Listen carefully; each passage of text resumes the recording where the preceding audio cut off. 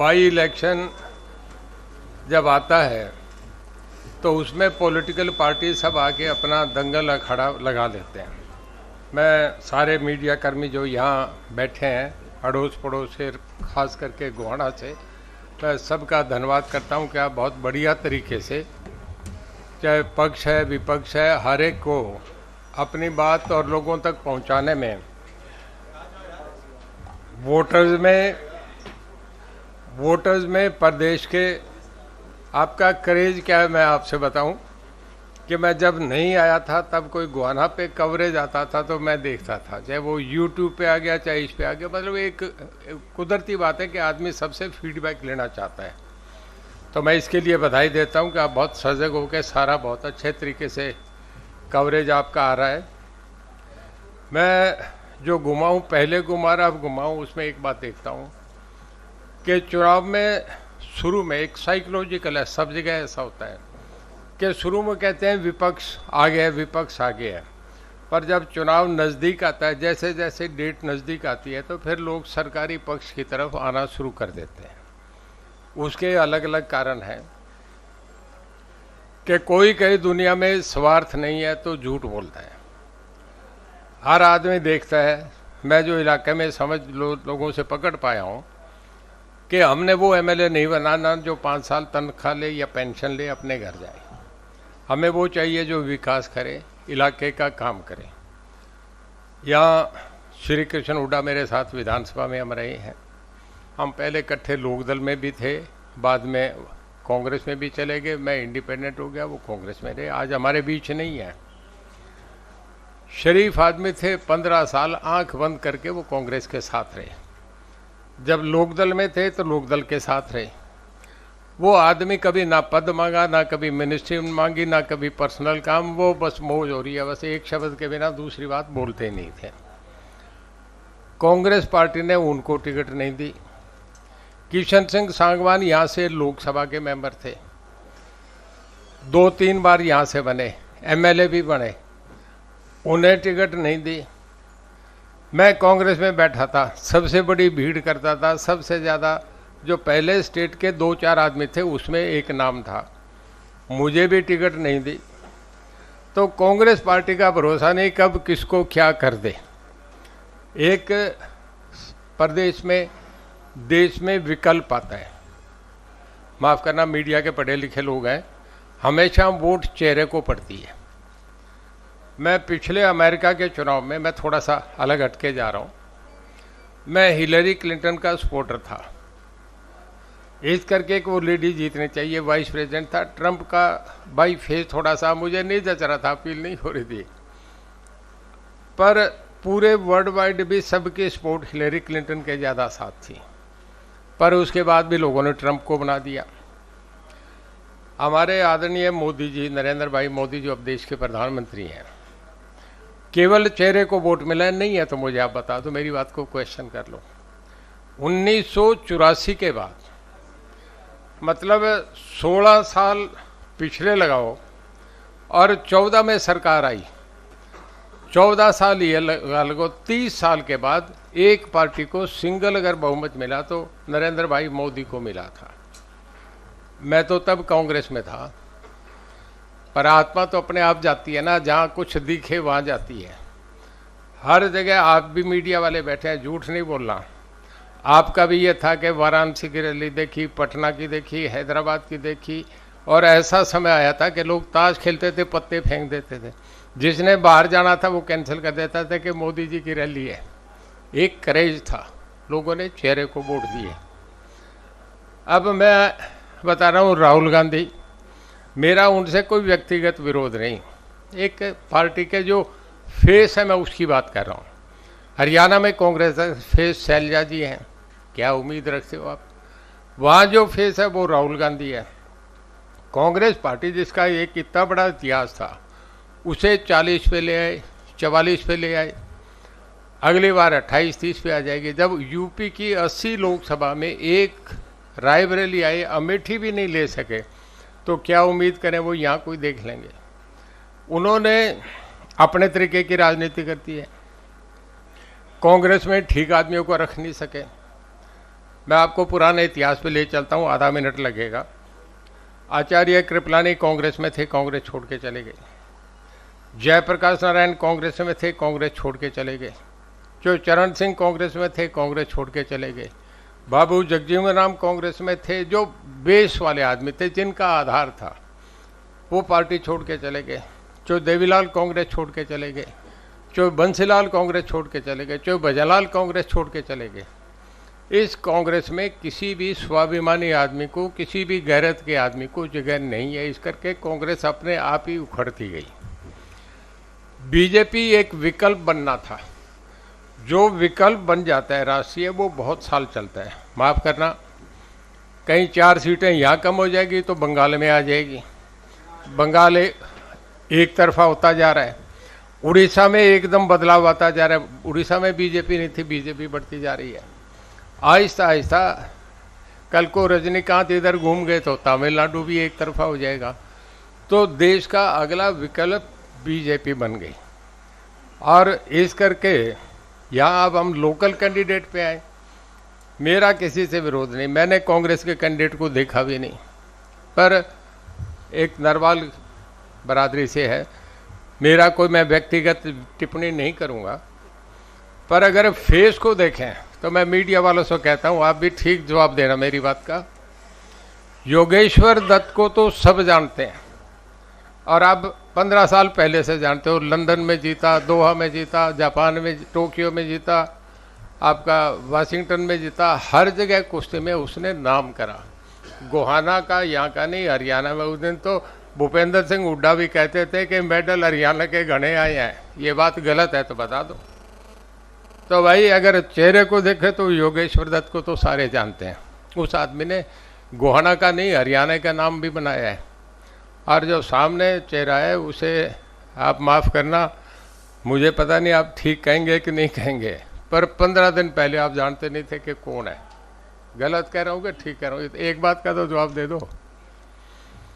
तो आपको देख के करना चाहिए। आदमी की कॉन्शियस न्याय के साथ खड़ी होती है। अगर हम बस में ट्रैवल करते हो और सीट पे कोई बच्चे बैठे हों, 3 आदमी पी के बस में चढ़ जाएं और उन बच्चों को खड़े करके उस सीट पे बैठ जाएं, बस में वो 3 इकट्ठे हैं, पिए हुए हैं, कोई शरारत उनसे तो नहीं करेगा, पर वो जो अगले स्टेशन पे उतर जाएंगे और जब बच्चों को अपनी सीट पे बैठ जाएंगे तो उन आदमियों से जब तक वो जाएंगे तब तक नफरत की निगाह से देखेंगे। इसे आत्मा कहते हैं, न्याय कहते हैं।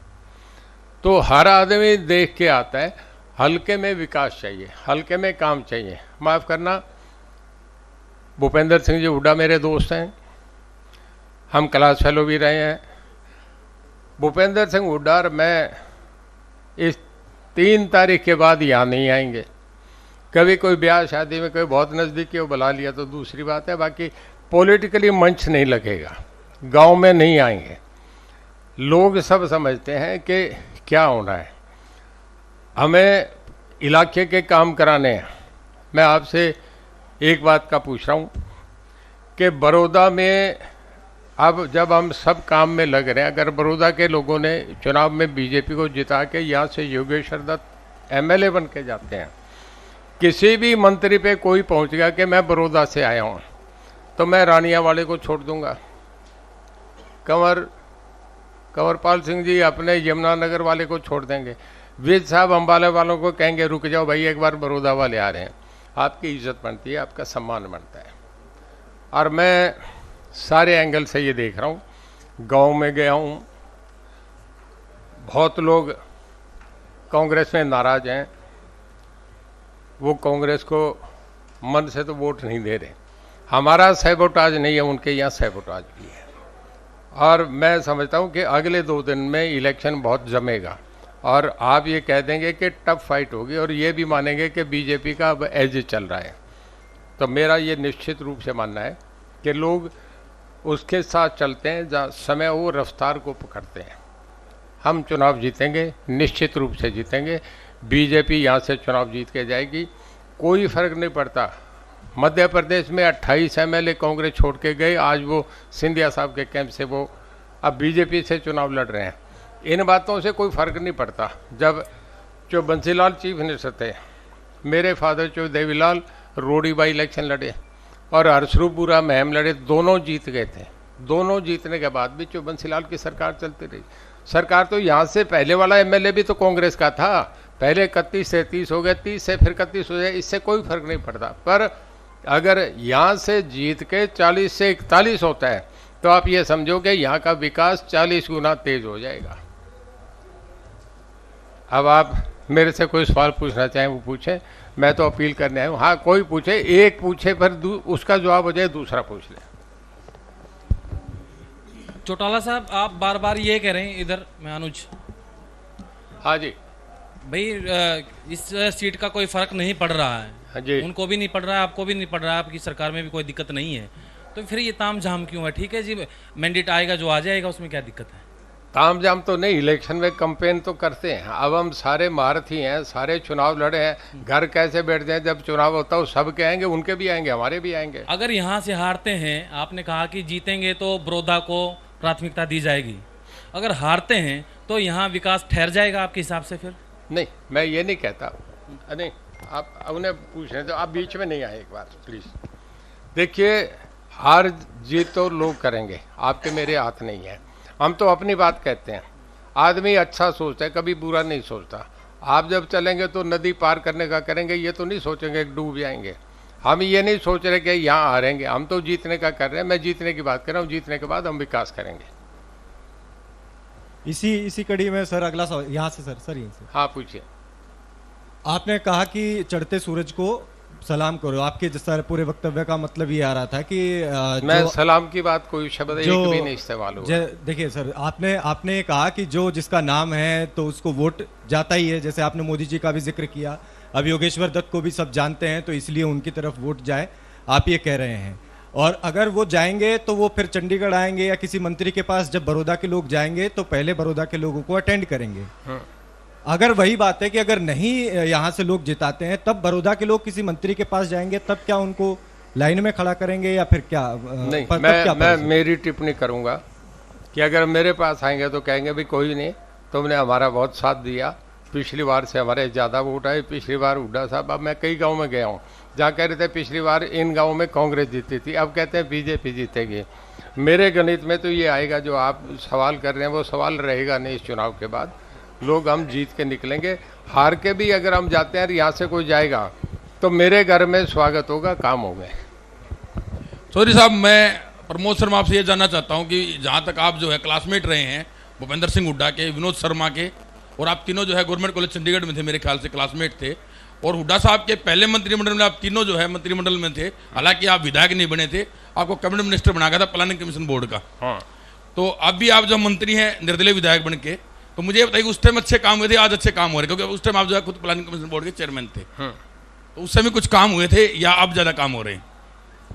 देखिए, मैं ये नहीं कहूँगा, तब गुआना से मेरा इतना ज़्यादा वास्ता नहीं था कि मैं गुआना में देवीलाल जब चुनाव लड़े थे 1980 लोकसभा का, और उसके बाद 1983 में बाई इलेक्शन था, तो मैं दोनों चुनाव में उनका इलेक्शन एजेंट था। इलेक्शन एजेंट मतलब कैंडिडेट के बिहाफ पे काउंटिंग एजेंट, पोलिंग एजेंट, सब मैं वो काम मैं कर रहा था। मैं इस हल्के में सारे गाँव में घूमा हूँ। इन गाँवों में एकदम निर्णय अपना सोच के बदल लेते हैं। जो मुख्तार सिंह सदा से बनते रहे, और उस चुनाव में आज वो नहीं है हमारे बीच में। मेरे बुजुर्ग में कोई अपशब्द नहीं कहना चाह रहा, उन्हें कहीं का भी नहीं छोड़ा, लोगों ने एक तरफा कर दिया। लोग जो है ये देखते हैं, जो मुख्तार सिंह को भी छोड़ गए थे, लोग ये देखते हैं कि सरकार कहाँ है, उस साथ दे देंगे। हुड्डा साहब के विकास की बात मैं करूं, मैं नहीं कहूँगा, मेरे मित्र हैं, मैं किसी पे गलत व्यक्तिगत टिप्पणी गंदी नहीं करूँगा, पर आप मुझे एक बता दो 15 साल में क्या विकास हुआ है। नहीं, आप तो खुद जो है मेरे महकमे की बता रहा हूँ, चुनाव तो अब शुरू हुए हैं। मेरे महकमे में इस साल में 6 महीना में 900 ट्यूबवेल लगे हैं। मेरे महकमे में जहाँ भी गया हूँ, आप कहीं भी इलाके में पूछ लें, किसी गांव में जाओ, बोलो रणजीत सिंह ने कहा खट से साथ के साथ हमारे काम हुए हैं। आपके महकमे में जो सीएमडी है हमेशा आईएएस की बजाय आईपीएस को लगाया जा रहा है। पहले शत्रुजीत थे, अब शशांक आनंद जी आ गए हैं। ये मुख्यमंत्री जी का काम है, किसको बनाए, सेक्रेटरीट उनका होता है। हमारे हाथ तो कलरक भी नहीं, उनके हाथ होते हैं। मतलब पावरलेस मंत्री जो पावर मंत्रालय में है अपना, वो भी तो नहीं हुआ बात। पावरलेस नहीं कह रहा मैं, आप ऐसी देखिए, अगर आप ऐसी भाषा में जवाब दूँ, ऐसी भाषा में जवाब दूँ, अच्छा नहीं है। थोड़ा सा आप पर मेरा दो का आदमी नहीं है, बहुत लोग बैठे हैं, बहुत सभ्य कल्चर्ड आदमी बैठे हैं। मैं मानता हूं, मीडिया में भी, एक मिनट मैं आपको बताना चाह रहा हूँ, मीडिया के कुछ नॉर्म्स होते हैं, उसको ना आप क्रॉस करते ना हम करते, वो हमें रखना चाहिए, उसे सद्गुण कहते हैं। देखिए, ये आप पावरलेस हैं कैसे कह सकते हैं? मैं रणजीत सिंह फ़ोन कर दे, आगे जान निकल जाती है, किसी अफसर की हिम्मत नहीं। हमारी फैमिली का इतना बड़ा रुतबा है कि किसी अफसर की हिम्मत नहीं ना कर दे। आप कहीं भी जाके पूछ लें। अगर पावरलेस होता ना तो मेरी बात सुनो, पहले जब मैं बनने के 15 दिन में मैंने पानीपत थर्मल में रेड करा, मैंने 6 चीफ इंजीनियर ना 6 ऐसे 3 चीफ इंजीनियर मौके पे पकड़ के रात को उस रेस्ट हाउस में सोया, सबके चालान करके सीएम को रात को रिपोर्ट करा। मैं पावरलेस मिनिस्टर नहीं था। अगर पावरलेस होता ना तो ओम प्रकाश जी की कैबिनेट में मैं जब महम का कांड आया था 6 मिनिस्टर के साथ रिवोल्ट कर दिया था, सरकार चली गई थी। जो देवलाल डिप्टी प्राइम मिनिस्टर थे, ओम प्रकाश चीफ मिनिस्टर, मैं तब भी परवाह, मैं कॉन्शियस का आदमी हूँ। आप गलत अंदाजा लगा के, आप कम से कम, मैं आपसे कहूँगा अगली प्रेस कॉन्फ्रेंस में किसी से ऐसी व्यक्तिगत और हल्की टिप्पणी नहीं सर, मैंने ऐसे नहीं कहा, मैं उसके लिए अगर ये सॉरी सारे फील करता आपके हूं। साथी बैठे हैं, पूछ लो। नहीं, मैंने ये कहा था, आपने कहा जी हमारे हाथ में नहीं होता सेक्रेटरी लगाना, मैं उस बात पे कहा था। आपको ग्रेस रखना चाहिए, आप मेरे से उम्र में छोटे हैं, मैं नहीं, थोड़ा मैं उस आपको बात के लिए अगर वो है तो मैंने उस बात नहीं पूछा। 3 सवाल और पूछ लें, पर बहुत ठीक है सर। एक आपने कहा सर कि कुछ टाइम बाद कांग्रेस टफ मुकाबले में आ जाएगी। आपने कहा कि अंतर्राष्ट्रीय पहलवान है, सभी जानते हैं। मुद्रा साहब कह रहे हैं कि 2014 से पहले बीजेपी का चेहरा सीएम खट्टर नहीं थी। सीएम मनोहर खट्टर को कोई जानता था, फिर भी वो जीते। इसको देख आप क्या देखते हैं, किस तरीके से? देखिए, मैंने आपसे बताया ना कि मोदी साहब की बड़ी ज़बरदस्त प्रचंड आवाज़ थी। 1980 में अकेले 1984 के बाद 30 साल के बाद अकेलों को बहुमत मिला, और अकेली पार्टी को। उससे पहले गठबंधन की सरकारें हैं, चाहे वो मनमोहन सिंह जी ने चलाई, चाहे वाजपेयी जी ने चलाई, चाहे वीपी सिंह ने चलाई, देवगौड़ा ने चलाई, सब गठबंधन की सरकारें थी, चाहे चंद्रशेखर ने चलाई। उसके बाद पहली बार लोगों ने एक आदमी को मैंडेट दिया, और उसके बाद दोबारा रिपीट करा है। देखिए, दोबारा फिर अकेली पार्टी को बहुमत दिया है। मोदी साहब का सब जगह जलवा था, मोदी साहब के जलवे से सब हुआ। उसमें मनोहर लाल जी मुख्यमंत्री बन गए, हर जगह किसी को भी बनाते वो बना सकते थे। है जी, मोदी फैक्टर पूरे देश में है। मंत्री जी, कमलदीप, मेरा क्वेश्चन आपसे ये है कि आप चौधरी देवलाल जी की विरासत संभाल रहे हैं आज भी, और आज सत्ता के अंदर 2 मंत्री हैं चौटाला परिवार से, लेकिन क्या किसी ने भी कृषि मंत्रालय लेने के लिए मांग नहीं की? देखिए, मांगे नहीं जाते, मंत्रालय मुख्यमंत्री जी देते हैं। अगर हमसे पूछ लें कि आपको क्या चाहिए, मुझे नहीं पता था लास्ट तक, ये तो सेक्रेटरीट से अनाउंस होता है किसको क्या क्या मंत्रालय दिया गया, चाहे वो भारत सरकार जैसे हरियाणा सरकार है। चौटाला जी, मैं एक मिनट, मैं मेंबर पार्लियामेंट भी रह लिया, मैं पहले 2 बार मिनिस्टर रह लिया, जो देवीलाल की सरकार में, ओम प्रकाश जी में, अब मैं माननीय मुख्यमंत्री मनोहर लाल जी की सरकार में हूँ, और एमएलए भी रह लिया, मेंबर पार्लियामेंट भी। मैंने सारा देखा है सिस्टम को। उसमें कुछ नॉर्म्स होते हैं। जो देवीलाल जब वीपी सिंह के साथ, हालांकि इन्हें प्राइम मिनिस्टर इलेक्ट करे, वीपी सिंह को उन्होंने अपना ताज दे दिया, पर उसके बाद जब उन्हें डिप्टी प्राइम मिनिस्टर नहीं बने तो हमने कहा कि जी ये क्या, कहता नहीं ये प्राइम मिनिस्टर का प्रेरोगेटिव है जिसको मैं नहीं छेड़ूंगा। तो हम जानते हैं कि क्या होता है। आपको पूछ रहे हैं? हाँ जी,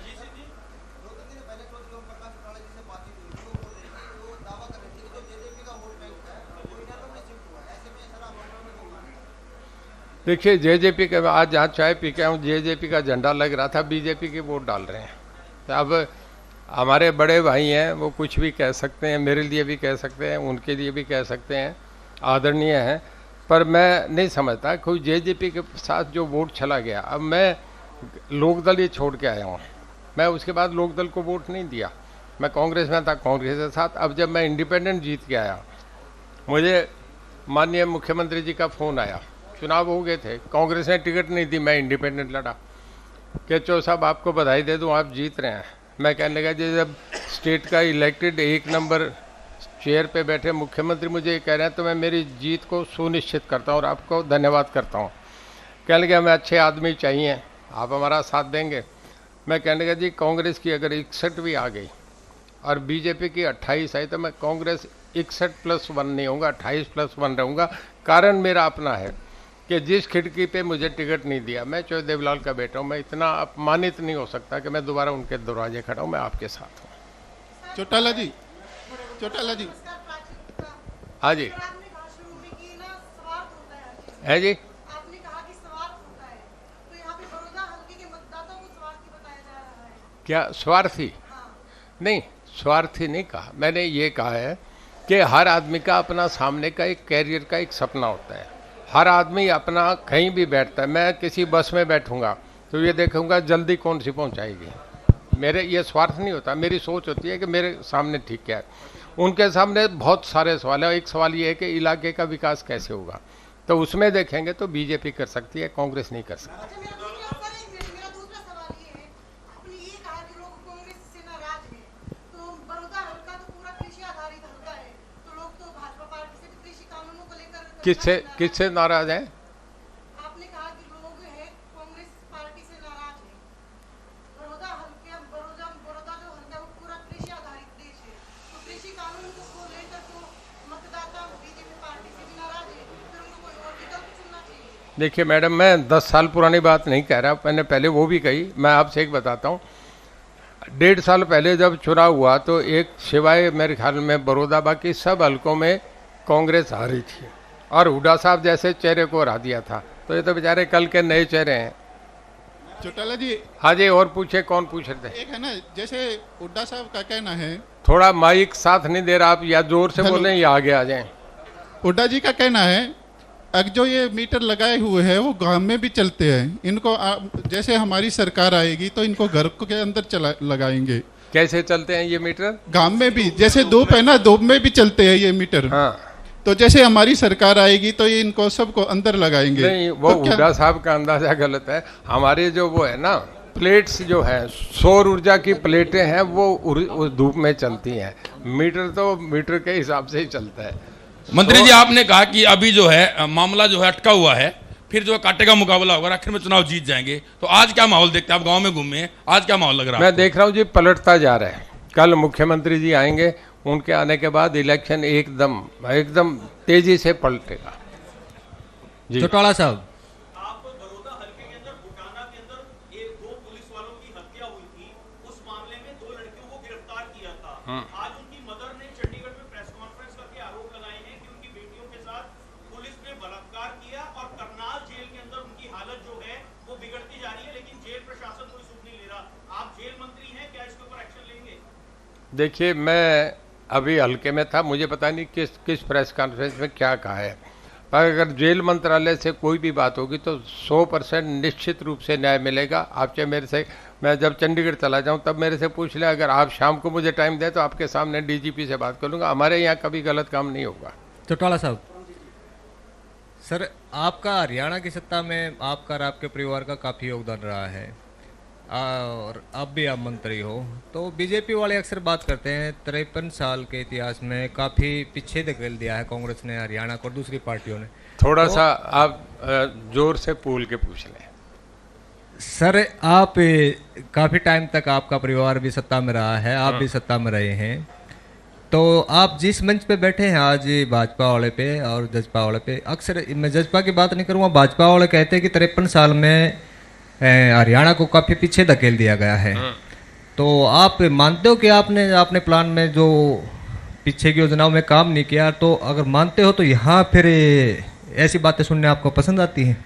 देखिए, मैं आपसे एक बताऊं कि आज तो बीजेपी राष्ट्रीय पार्टी बन गई।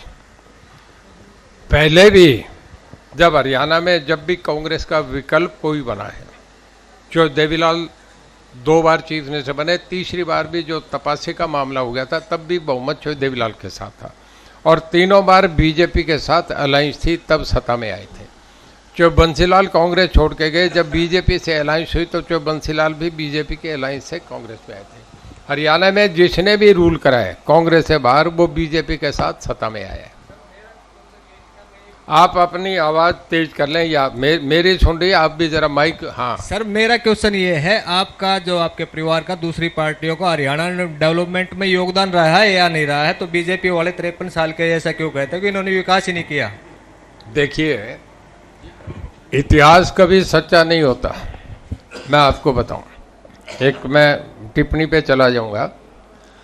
बर्क बहुत बड़े हिस्टोरियन थे, वो एक वॉल्यूम लिख रहे थे, काफ़ी कुछ लिख दिया था। तो बाहर एक घटना हो गई, शोर हुआ, वो अपना छोड़ के बाहर गए, गली से बाहर निकल के देखा तो एक डेड बॉडी पड़ी थी। लोग इकट्ठे हो रहे थे, अलग अलग वर्षन है, कोई कहने लगे मोटरसाइकिल वाले डाल के चले गए, कोई कहता है एडिक्टेड था, उस गली में पड़ा था, आज यहाँ आ गया। और उसके बाद जब वापस आके वो लिखने लगा तो एक बार मूड खराब हो जाता है। आप गाड़ी में बैठे हो, एक्सीडेंट हो जाएगा तो पहले 5-7 किलोमीटर तक आपकी स्पीड और हो जाएगी, और जब 10 किलोमीटर हो जाएंगे तो फिर उसके बाद फिर आदमी अपनी स्पीड पे फिर चल पड़ता है। उनका मूड खराब हो गया, आके मुंह हाथ धोया, चाय P, coffee P, cigarette P, और इसके बाद माथा पकड़ के बैठ के क्या लिखूं, वो घटना का ज़रा उनके चेहरे दिमाग पे स्किन थी। फिर उन्होंने मिट्टी का एक गैलन लेके आए और उस किताब पे डाल दिया जो 2 साल से लिख रहे थे। वो कहते हैं कि इतिहास कभी सच्चा होता ही नहीं। मैं कौरव पांडव की बात करूं लंबा हो जाएगा। कहता है जिस घटना पे मैं गया हूं 2 मिनट बाद पहुंचा और वहाँ 3 वर्ष आ रहे तो पता ही नहीं, तो तुम जो इतिहास लिख रहे ये दुनिया पढ़ेगी बिना बात ही, लोग टाइम बर्बाद होगा। तो उन्होंने उसको बंद कर दिया और उसके बाद लिखना ही बंद कर दिया। पुरानी बातों पे नहीं जाए, पुरानी बातों पे ना आपको पता है ना मुझे पता है। आज के दिन हम आपस में साथ हैं। मैंने आपसे ये भी बताया कि जब भी सत्ता में आया तो चौधरी देवलाल का परिवार सदा से बीजेपी के साथ अलायंस करके सत्ता में आए हैं। जी उनका सवाल ये था, भाजपा ये कहती है पिछले 53 साल में कोई विकास नहीं हुआ। आप भी पिछले 53 साल में कई बार सत्ता का हिस्सा रहे हैं, क्या उस समय में आप लोगों ने विकास नहीं किया या भाजपा झूठ बोल रही है? ये सवाल था। देखिए, ये जो सवाल आप पूछ रहे हैं मैं भी उसको समझ रहा हूँ, और आप भी बहुत सोच के समझ के पहना करके पूछ रहे हैं। मंत्री जी नमस्कार। मैं 1 मिनट, आप ज़रा, वो भी तो हमारे दिल की कर रहे हैं ना। तो ऐसा है, मैंने आपसे बताया पुरानी बातों को देख के अलायंस में पहला जब चुनाव था, मैं आपके सवाल पे जवाब पे आ रहा हूँ। चौधरी चरण सिंह ने इंदिरा जी को गिरफ्तार कर लिया था, और जब उसके गिरफ्तार करने के बाद जब उनका जन्मदिन था तो वहाँ पे बुके पहुँच गया। चौधरी चरण सिंह का जन्मदिन मनाया जा रहा था, मोरारजी ने उन्हें डिसमिस कर दिए, और दिल्ली बोट क्लब पे रैली थी, उसमें चौधरी देवलाल तब मुख्यमंत्री थे, हरियाणा से यूपी से बड़ी आज तक वैसी रैली बोट क्लब में नहीं हुई। तो वहाँ इंदिरा गांधी ने एक बुके भेज दिया उनके जन्मदिन पे, तो वहाँ नारा लगा इंदिरा गांधी जिंदाबाद। सारी भीड़ भूल गई चौधरी चरण सिंह जिंदाबाद, इंदिरा गांधी। उन्हें दिख रहा था भीड़ को कि अभी इंदिरा गांधी की सपोर्ट लेके चरण सिंह को जिंदा करा जा सकता है। उस इंदिरा गांधी ने जो सदा से कुछ बोलती थी उसका चौधरी चरण सिंह ने सपोर्ट ले लिया और समर्थन दिया। राजनीति में अलायंस कोई परमानेंट नहीं होता, यहाँ कब किसके साथ हो जाए क्या हो जाए ये राजनेताओं का काम है। अभी आप बहुत पीछे हैं, इसमें आप पहुँचेंगे समय लगेगा।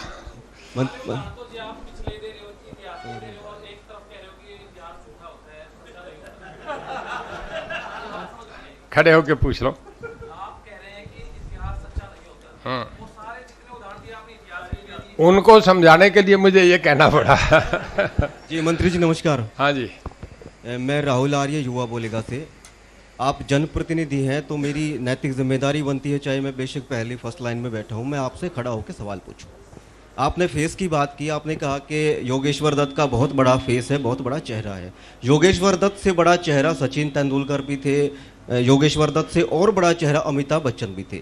वो लोग राजनीति के अंदर उनको राज्यसभा भेजा गया, और अमिताभ बच्चन तो 1984 के अंदर हेमवती नंदन बहुगुणा को चुनाव हराकर और तब लोकसभा पहुंचे थे, मगर वो विफल रहे। और हेमवती नंदन बहुगुणा कुछ ऐसे नेता थे कि जब उनसे चुनाव वो हार गए तो उन्होंने राजनीति छोड़ने की घोषणा ये कहकर की कि एक नाचने वाले ने चुनाव हरा दिया तो भाई अब राजनीति करूँगा क्या। तो मेरा सवाल ये है कि क्या गारंटी है कि एक सेलिब्रिटी ही मतलब राजनीति के अंदर सफल होगी? क्या गारंटी है योगेश्वर दत्त यहाँ से चुने जाएंगे और बड़ा फेस हैं तो वो राजनीति के अंदर सफल हो पाएंगे या अच्छी राजनेता बन पाएंगे? क्या सेलिब्रिटी ही अच्छी राजनेता होने का पैमाना मानी जाए? ये सवाल है। अब मैं आपसे बता रहा हूँ, महात्मा गांधी से बड़ा कोई सेलिब्रिटी नहीं था। महात्मा गांधी उस वक़्त जब देश में सब आंदोलन चल रहा था ब्रिटिश एम्पायर के खिलाफ, ज़रा मैं बहुत सीरियसली कोई जवाब दे रहा हूँ, सारा देश महात्मा गांधी के साथ था। मतलब उस जमाने में सोच नहीं सकते थे, औरतें और आदमी भी महात्मा गांधी के पीछे लाइन में लग के चल रहे थे। उनसे बड़ा कोई नेता नहीं था। अफ्रीका तक जाके उन्होंने कर दिया, उनका बहुत बड़ा नाम था। उन्होंने सत्ता सौंप दी उस वक़्त जवाहरलाल नेहरू और सरदार पटेल को। सत्ता सौंप के वो आदमी वनवास में चला गया, कभी सत्ता में मोह नहीं रहा। तब की राजनीति आज की राजनीति का फर्क बता रहा हूँ। जयप्रकाश नारायण ने मोरारजी देसाई को प्रधानमंत्री बना दिया। जो चरण सिंह बाबू जगजीवन साथ थे, जो राजघाट पे ले जाके उन्हें कहा कि ये देश के प्रधानमंत्री हो गए। सब ने मान ली, वो तो एमपी भी नहीं थे, उनका इतना बड़ा कद था, जनता उनके साथ थी। और उनको बना के वो वनवास में डायलिसिस पे चले गए, किसी ने उन्हें देखा नहीं, कभी दखल नहीं। अब की राजनीति में ये आ गया, जिसकी बन जाए वो ही उसको अपने तरीके से चलाना चाह रहा है। अगर ये नहीं होता तो भूपेंद्र सिंह हुड्डा का ये हाल थोड़ा ही होता।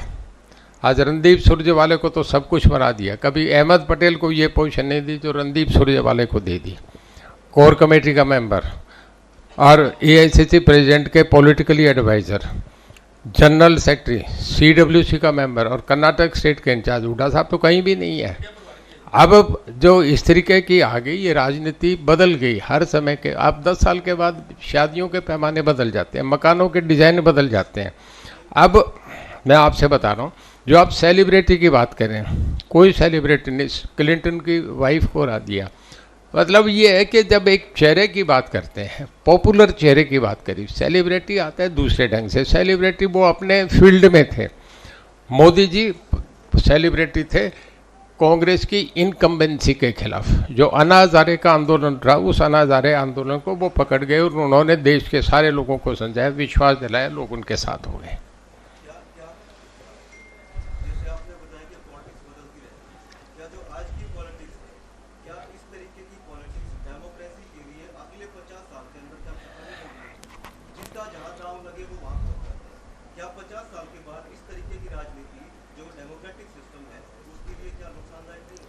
देखिए, ये एक ऐसा सवाल है कि जिसका पार्लियामेंट भी एकदम 1 मिनट में जवाब नहीं दे सकती। मेरे साथी हैं, सब हैं, मैं उन पे कोई भी टिप्पणी, जो आपने सवाल करना आसान होता है, जवाब देना बड़ा मुश्किल होता है, बहुत सोचना पड़ता है। तो आप जो कह रहे हैं उस पर बड़ी तीखी टिप्पणी आ सकती है, पर मैं करता नहीं। मैं कई बातें जो कहने के नहीं होती उस पर नहीं कहना चाहिए। क्या होगा देश में, नहीं होगा, कैसे लोग करेंगे, देश के लोग तय करेंगे। नहीं, मैं जवाब की बात नहीं, जवाब तो मैं दे सकता हूँ किसी का भी, पर जो आप कह रहे हैं ना कि देश को ले बैठेगी, देश को डुबोना मुझे मेरे सांसों में अच्छा नहीं लगता कि मैं ये बात कह दूँ। आप पूछ सकते हैं। चौटाला साहब, जैसे कि प्रत्येक पार्टी जब चुनाव लड़ती है, रचनात्मक कोई बढ़िया सवाल पूछो, तीखे से तीखा पूछो, मैं जवाब दूंगा। पर यार ऐसे सवाल ना पूछो ना जिसका जवाब देना मुझे भी गलत लगे, आपको भी ठीक ना लगे।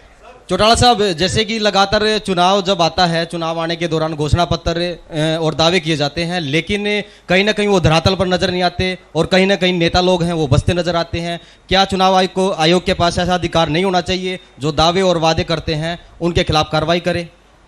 चुनाव अधिकार, देखिए, ये भी मैं आपसे बताऊं, व्यक्तित्व पे डिपेंड करता है। जब शुरू में बने थे आपके मेनन, क्या उनका मैं नाम भूल गया, आईएएस थे, सेक्रेटरी थे, नहीं शुरू में पहले जो बने थे, नहीं आप, नहीं बहुत स्ट्रॉन्ग आदमी थे वो, टीएन सेशन के वक्त कुछ और था। अब पिछले कई चुनावों में देख रहा था, हम 2 गाड़ी भी लेके चलने में झिझक होती थी, रोक दी जाती थी। इलेक्शन कमीशन ऑटोनमस बॉडी है, वो अपने तरीके से करता है, वहाँ कोई इंटरफेरेंस नहीं होती। हर आदमी लाइन में जाके अपनी बात कहता है, हम अपनी बात कह सकते हैं, निर्णय तो उनका है, उसे संविधान में भी उन्हें अलग से बनाया, तो मैं उस पर नहीं कहना चाहूँगा। इलेक्शन कमीशन अपने तरीके से काम करता है। सर, एक अंतिम सवाल मेरा, जैसे कि लगातार जब बड़ौदा चुनाव की सरगर्मियाँ तेज हुई, तब उस दौरान आपने भी दौरा किया और काफ़ी किसान आपसे मिले थे और आपने ट्यूबवेल कनेक्शन के लिए तुरंत प्रभाव से कार्रवाई करने के लिए निर्देश दिए थे। लेकिन काफ़ी किसान ऐसे हैं, धान का जो सीज़न है लगातार वो बीत गया है, फसल जो मंडियों में पहुंच गई है, लेकिन काफ़ी किसानों के ट्यूबवेल कनेक्शन आज भी नहीं लग पाए हैं। धरातल पर बिल्कुल जो चीज़ आप बताई जाती है वो खरी नहीं उतरती। क्या मानते हैं इसको? देखिए, मैं आंकड़े की बात कह रहा हूँ। हमारे यहाँ 897 इलेक्शन मेरे टेक ओवर करने के बाद बड़ौदा हल्के में दे दिए, जो ऑन रिकॉर्ड कह रहा हूँ आपसे। 897 कनेक्शन दे दिए जो इस अक्टूबर एंड तक कंप्लीट लग जाएंगे।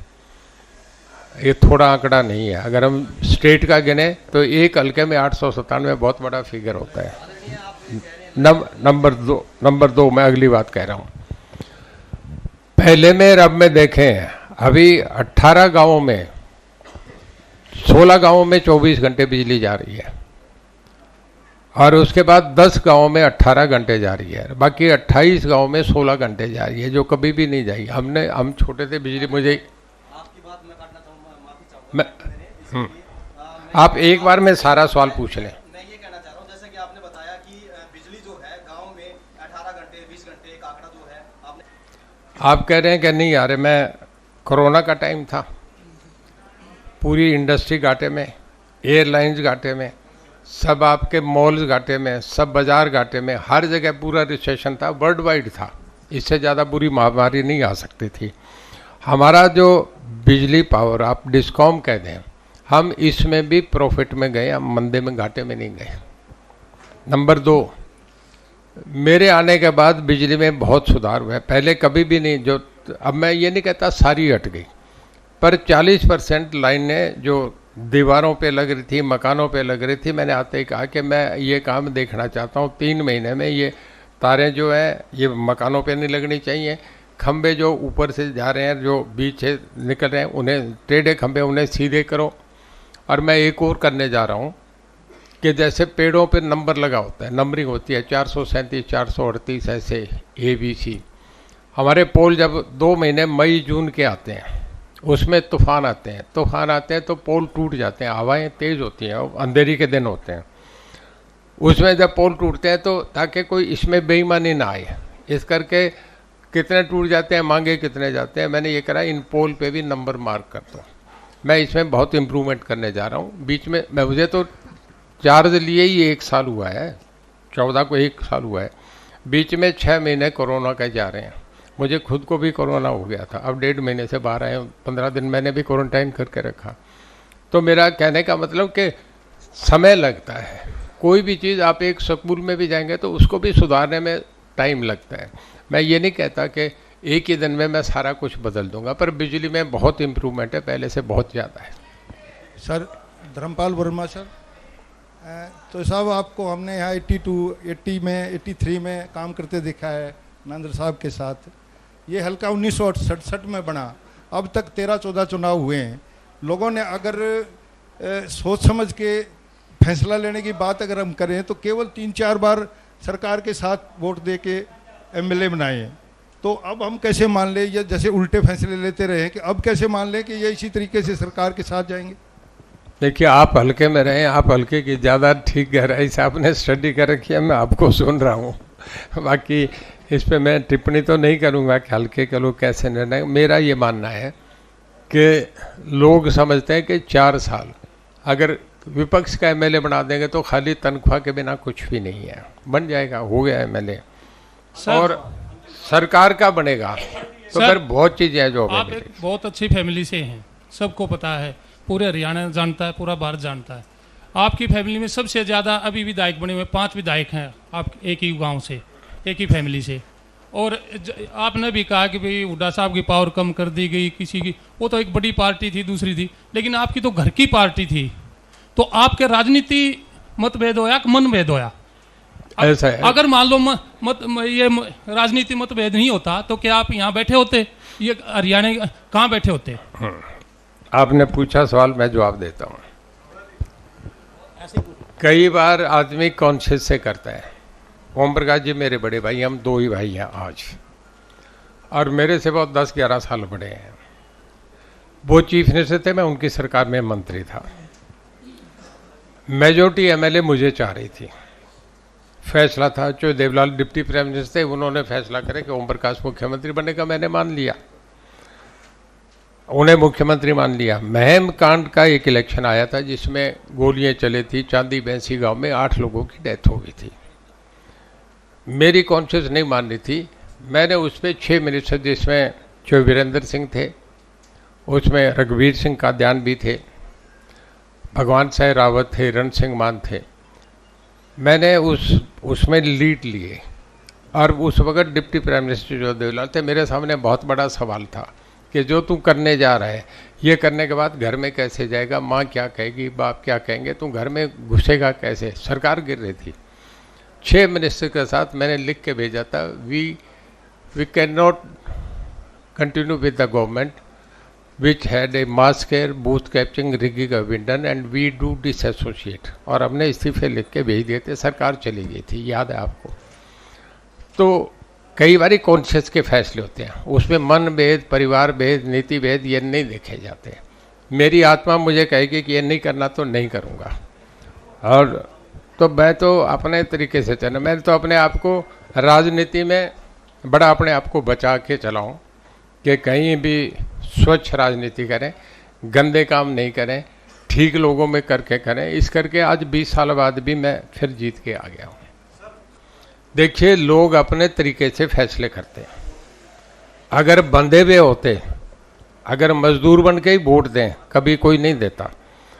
इन लोगों ने, अगर आप समझे लोकदल का कटर था, जो देवीलाल से तो बड़ा कोई आदमी नहीं था लोकदल में, और उनसे ज़्यादा मास लीडर कोई हरियाणा में नहीं रहा। 90 में से 85 सीटें एक बार नहीं 70 में स्वीप हुआ। उसके बाद 82 में चो देवीलाल के साथ मेजोरिटी थी, वो तपस्या का रोल हो गया, अलग बात है। 87 में फिर चो देवीलाल जीते, 3 बार बराबर उन्होंने स्वीप किया। आप ये समझें कि उनको जिताने वाले ये हल्का, जिसको वो आंख बंद कर कृपाराम पुनिया 42,000 से जीत के गया, जिसको बनाते थे किशन सिंह सांगवान ने, कपिल देव शास्त्री आपके मीडिया के थे, उन्हें बना दिए थे, सबको जिताते गए। उच्च देवीलाल को इन लोगों ने हरा दिया। ये हुआ कि नहीं हुआ, मैं आपके सामने कह रहा हूँ। धर्मपाल मलिक के सामने हरा दिया। और भूपेंद्र सिंह हुड्डा को अभी आपके सामने, जिसके सिर पे कहते हैं कि रोहतक सोनीपत झज्जर, मेरा दोस्त है, मैं कोई वो नहीं करना चाहता, पर मैं आपसे बता रहा हूँ, भूपेंद्र सिंह हुड्डा को भी इसमें 2.25 लाख वोटों से हरा दिया था। वोटर किसी का बंधा हुआ नहीं होता, कोई इसमें आप नहीं कहो गड्ढ है, ये है। लोग तो चेंज ऑफ माइंड होता रहता है, लोग देख के करते हैं, समय से अपने अपने फैसले हर आदमी का। हम पार्लियामेंट में चले गए, हम मिनिस्टर बन गए, हम विधानसभा चले गए, पर ये नहीं समझने कि हमें ही ज़्यादा बुद्धि है। हमसे ज़्यादा जो गांव में बैठा है वो आदमी हमसे ज़्यादा राजनीतिक सोच बहुत मजबूती से रखता है। हज़ारों कंप्लेंट रोज़ आती है। आपकी जो कंप्लेंट है मेरे नोटिस में आएगी तो मैं करूँगा। मैंने बताया था, मैं 1.5 महीने से मुझे कोरोना था, अब 1.5 महीने से बाहर हूँ। ये 3 महीने का तो मुझे पता है नहीं कोई कंप्लेंट गई है कि नहीं गई, क्या है। पर अगर कंप्लेंट तो 1 मिनट, हर आदमी का अधिकार है, हर आदमी अपनी कंप्लेंट भेजता है, हर मिनिस्टर में जाती है, चीफ मिनिस्टर साहब पे जाती है, मेरे पे भी आती है। एक मिनट में रिप्लाई कर रहा हूँ ना। हर चीज़ की डिटेल पास नहीं हुआ करती। हमें विधानसभा में भी कई बार क्वेश्चन पूछ लिया जाता है, तो उसमें भी ये कहते हैं कि आप हमें इसके लिए, मैं आपको जवाब दूंगा। अब आप जो एक ऐसा सवाल पूछ रहे हैं जिसमें कोई भी कब की कहाँ की शिकायत है, बताओ मेरे पे बस्ते थोड़े उठा के साथ घूम रहा हूँ कि भाई वो कंप्लेंट कहाँ है, ढूंढ के लाओ। वो भी हम मांगते हैं, लिख के देते हैं कि मिनिस्टर डिजायर के ये पेपर सामने पुटअप करें। अंतिम सवाल। हाँ सर, नमस्कार, मैं देसी छोरा रोहित। मैं आपसे एक सवाल पूछना चाहूँ। चौधरी देवीलाल की अब 4 लड़के थे, चारों ने अलग अलग पार्टियां बनाई हैं। चारों परिवार, चारों लड़के चौधरी देवीलाल के नाम पे वोट मांगते हैं। असली वंशजों देवीलाल की विचारधारा पे चलने वाला कौन सा बेटा है जिसको ओनली देवीलाल के नाम से वोट मांगे? देखिए, ये तो मैं नहीं कह सकता। जो देवीलाल ने एक बार मेरे और ओम प्रकाश की आपस की गुटबाजी पे एक जवाब दिया था कि लोग तय करते हैं उत्तराधिकारी कौन है, तो लोग तय करेंगे, कोई हमारे हाथ थोड़े है, फिर तो हम चारों ही मोहर लगा के बैठ जाए, ओम प्रकाश जी मेरे से पहले लगा लें। ये नहीं हुआ करता, ये तो लोग तय करते हैं, जनता तय करती है किसको बनाए। धन्यवाद आप सबका, बहुत बहुत धन्यवाद आप सबका।